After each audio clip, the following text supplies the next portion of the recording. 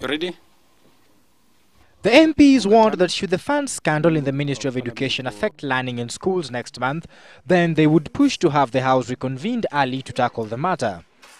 This matter is serious enough to get parliamentarians back to Parliament so that we can discuss it. And if that happens, the Minister for Education and the PS in charge of this ministry would rather be aware that we will be coming to discuss them.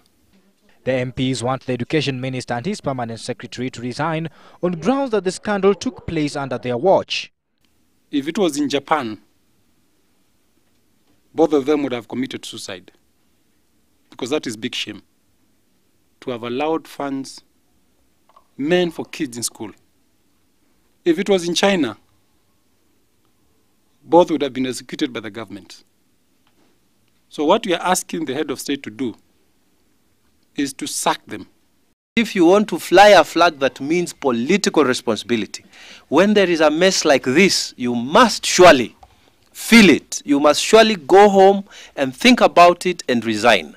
And if you won't do it, then the guy who is flying a higher flag than yours should sack you. Rarieda MP Nicholas Gumbo wondered why the Education PS had not even made an attempt to clear the air over the scandal.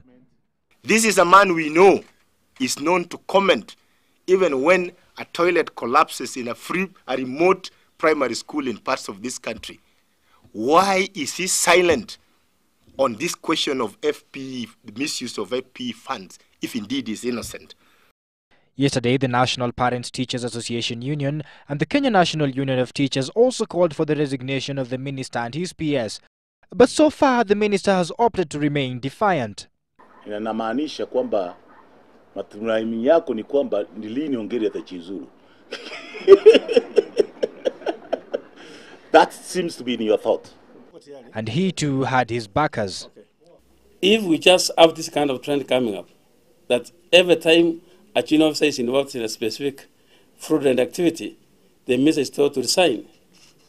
That means we should have ministers resigning every week.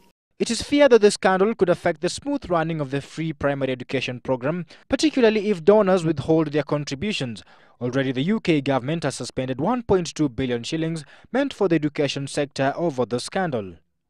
The resolve to recall Parliament may be the most decisive ultimatum yet, either to get the executive to quickly get into action or for both the minister and the Permanent Secretary to willingly vacate office.